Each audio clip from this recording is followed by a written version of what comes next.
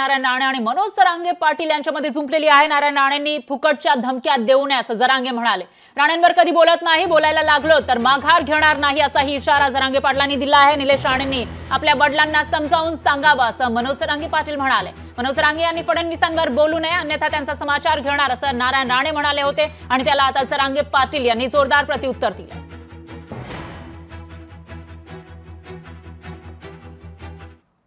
जरांगे जे बोलतोय आमच्या देवेंद्र फडणवीसांना आणि उद्धव जे बोलतोय पंतप्रधाना तो आणि तो का संजय राऊत त्यांचा समाचार घेऊन 10 ते 15 दिवसात निघून आचारसंहिता मलाही चीड आली, तुम्हाला आली असेल, पण तुम्ही संयमी दिसतात। पक्ष टिकवायचा असेल, वाढवायचा असेल, सत्तेवर आणायचं असेल तर दीर्घकाळ संयम नाही उपयोगाचा आहे, नाही उपयोगाचा आहे। आणि म्हणून तुम्हाला मी सांगेन ही निवडणूक विधानसभेची आपल्यासाठी महत्वाची आहे।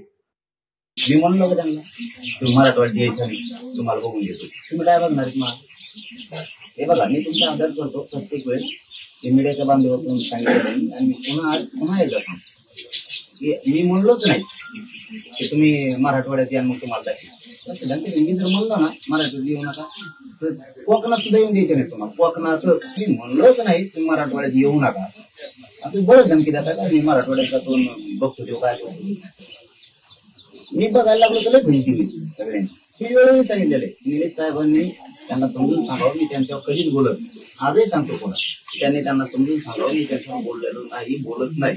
मग मी बोलायला लागलो तर मग मी आखडणार नाही। लोकशाही मराठी ऐका, पहा, जागरूक रहा।